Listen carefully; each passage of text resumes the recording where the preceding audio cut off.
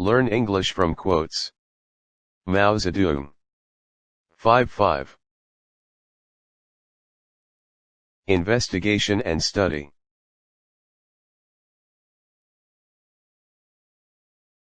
Everyone engaged in practical work must investigate conditions at the lower levels. Such investigation is especially necessary for those who know theory but do not know the actual conditions, for otherwise they will not be able to link theory with practice. Although my assertion, "no investigation, no right to speak," has been ridiculed as narrow empiricism, to this day I do not regret having made it. Far from regretting it, I still insist that without investigation there cannot possibly be any right to speak. There are many people who, the moment they alight from the official carriage, make a hullabaloo, doubt opinions, criticize this and condemn that, but, in fact, 10 out of 10 of them will meet with failure. For such views or criticisms, which are not based on thorough investigation, are nothing but ignorant twaddle. Countless times our party suffered at the hands of these imperial envoys, who rushed here, there, and everywhere. Stalin rightly says that theory becomes purposeless if it is not connected with revolutionary practice. And he rightly adds that practice gropes in the dark if its path is not illumined by revolutionary theory. Nobody should be labeled a narrow empiricist except the practical man who gropes in the dark and lacks perspective and foresight. To take such an attitude is to seek truth from facts. Facts are all the things that exist objectively, truth means their internal relations, that is, the laws governing them, and to seek means to study.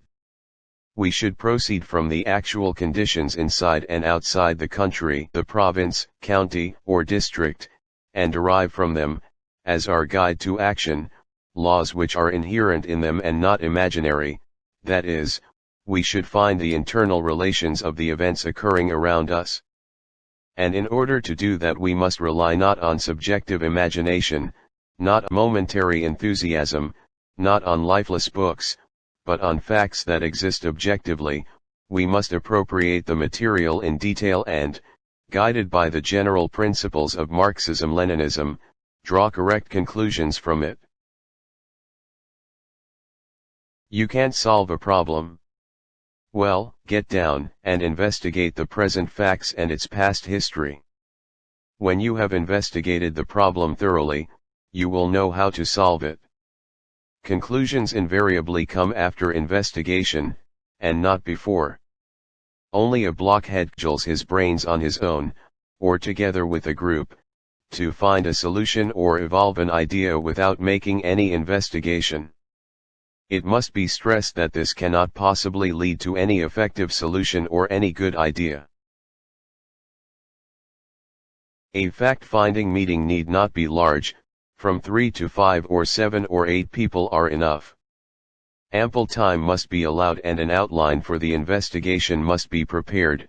Furthermore, one must personally ask questions, take notes, and have discussions with those at the meeting. Therefore one certainly cannot make an investigation, or do it well, without zeal, a determination to direct one's eyes downward and a thirst for knowledge, and without shedding the ugly mantle of pretentiousness and becoming a willing pupil. Correcting mistaken ideas.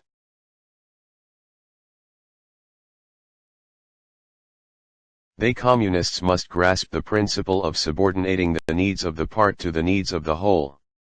If a proposal appears feasible for a partial situation but not for the situation as a whole, then the part must give way to the whole. Conversely, if the proposal is not feasible for the part but is feasible in light of the situation as a whole, again the part must give way to the whole. This is what is meant by considering the situation as a whole. We must oppose the tendency towards selfish departmentalism by which the interests of one's own unit are looked after to the exclusion of those of others. Whoever is indifferent to the difficulties of others, refuses to transfer cadres to other units on request, or releases only the inferior ones, use a neighbor's field as an outlet for his overflow, and does not give the slightest consideration to other departments, localities, or people, such a person is a selfish departmentalist who has entirely lost the spirit of communism. Lack of consideration for the whole and complete indifference to other departments, localities, and people are characteristics of a selfish departmentalist. We must intensify our efforts to educate such persons and to make them understand that selfish departmentalism is a sectarian tendency which will become very dangerous, if allowed to develop. Discipline.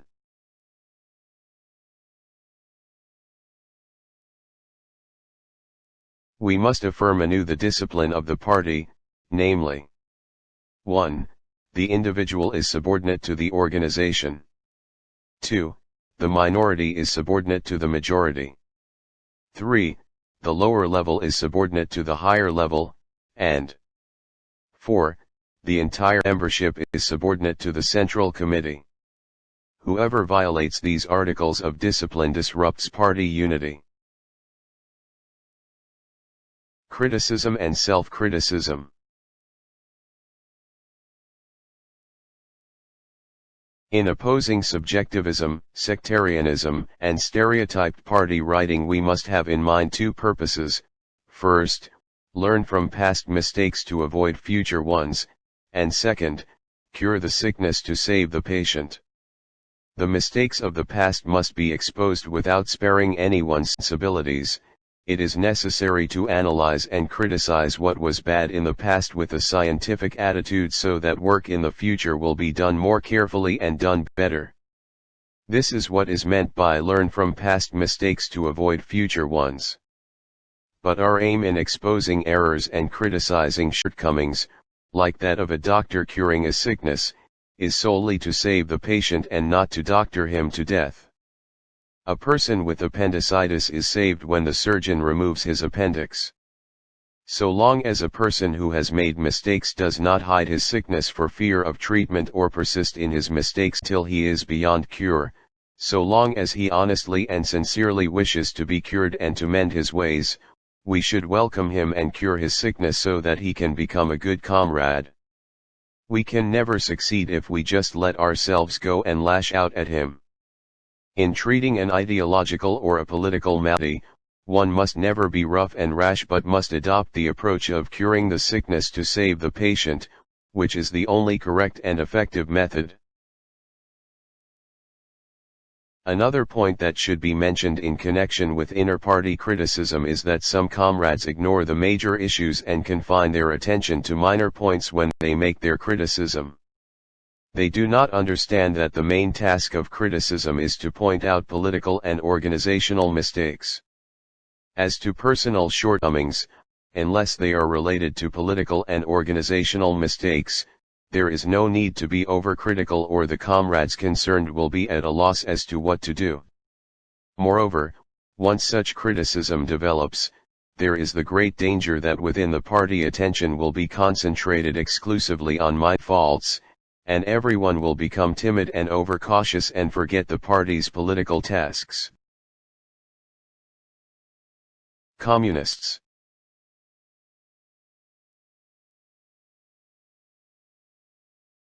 We should encourage comrades to take the interests of the whole into account. Every party member, every branch of work, every statement, and every action must proceed from the interests of the whole party. It is absolutely impermissible to violate this principle. Communists should set an example in being practical as well as far-sighted. For only by being practical can they fulfill the appointed tasks, and only far-sightedness can prevent them from losing their bearings in the march forward. Codders.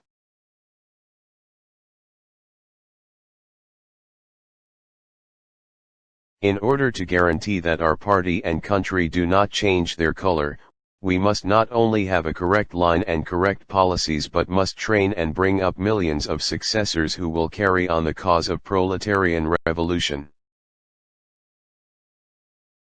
We must know how to use codders well. In the final analysis, leadership involves two main responsibilities: to work out ideas, and to use cadres well. Such things as drawing up plans, making decisions, and giving orders and directives, are all in the category of working out ideas. To put the ideas into practice, we must weld the cadres together and encourage them to go into action. This comes into the category of using the cadres well. We must know how to judge cadres. We must not confine our judgment to a short period or a single incident in a cadre's life, but should consider his life and work as a whole. This is the principal method of judging cadres. Cadres are a decisive factor, once the political line is determined. Therefore, it is our fighting task to train large numbers of new cadres in a planned way. We must know how to take good care of cadres. There are several ways of doing so. First, give them guidance. This means allowing them a free hand in their work so that they have the courage to assume responsibility and, at the same time, giving them timely instructions so that, guided by the party's political line, they are able to make full use of their initiative. Second, raise their level. This means educating them by giving them the opportunity to study so that they can enhance their theoretical understanding and their working ability. Third, check up on their work, and help them sum up their experience, carry forward their achievements and correct their mistakes. To assign work without checking up and to take notice only when serious mistakes are made, that is not the way to take care of cadres.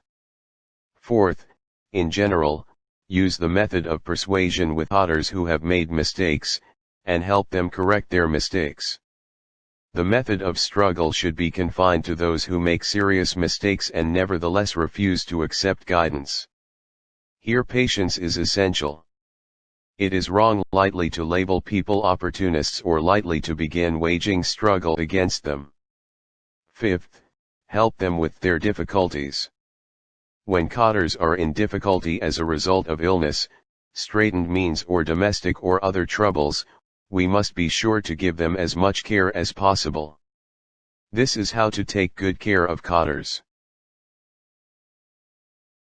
If our party does not have a great many new cadres working in unity and cooperation with the old cadres, our cause will come to a stop. All old cadres, therefore, should welcome the new ones with the utmost enthusiasm and show them the warmest solicitude. True, new cadres have their shortcomings. They have not been long in the revolution and lack experience, and unavoidably some have brought with them vestiges of the unwholesome ideology of the old society, remnants of the ideology of petty bourgeois individualism. But such shortcomings can be gradually eliminated through education and tempering in the revolution. The strong point of the new cadres, as Stalin has said, is that they are acutely sensitive to what is new and are therefore enthusiastic and active to a high degree, the very qualities which some of the old cadres lack. Cadres, new and old, should respect each other, learn from each other and overcome their own shortcomings by learning from each other's strong points, so as to unite as one in the common cause and guard against sectarian tendencies. A leading group that is genuinely united and is linked with the masses can gradually be formed only in the process of mass struggle, and not in isolation from it. In the process of a great struggle, the composition of the leading group in most cases should not and cannot remain entirely unchanged throughout the initial, middle, and final stages. The activists who come forward in the course of the struggle must constantly be promoted to replace those original members of the leading group who are inferior by comparison or who have degenerated. Study.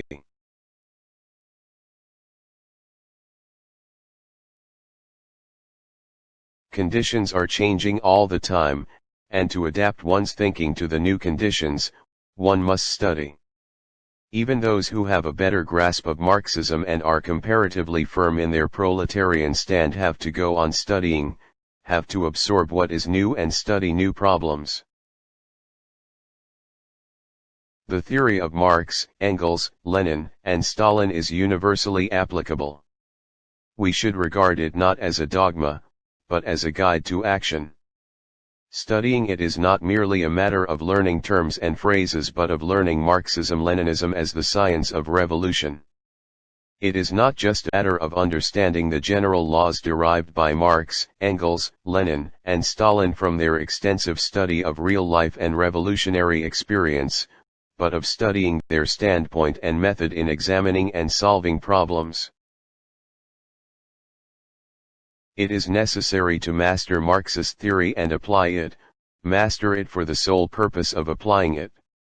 If you can apply the Marxist-Leninist viewpoint in elucidating one or two practical problems, you should be commended and credited with some achievement. The more problems you elucidate and the more comprehensively and profoundly you do so, the greater will be your achievement. Those experienced in work must take up the study of theory and must read seriously. Only then will they be able to systematize and synthesize their experience and raise it to the level of theory. Only then will they not mistake their partial experience for universal truth and not commit empiricist errors. New word. Apply.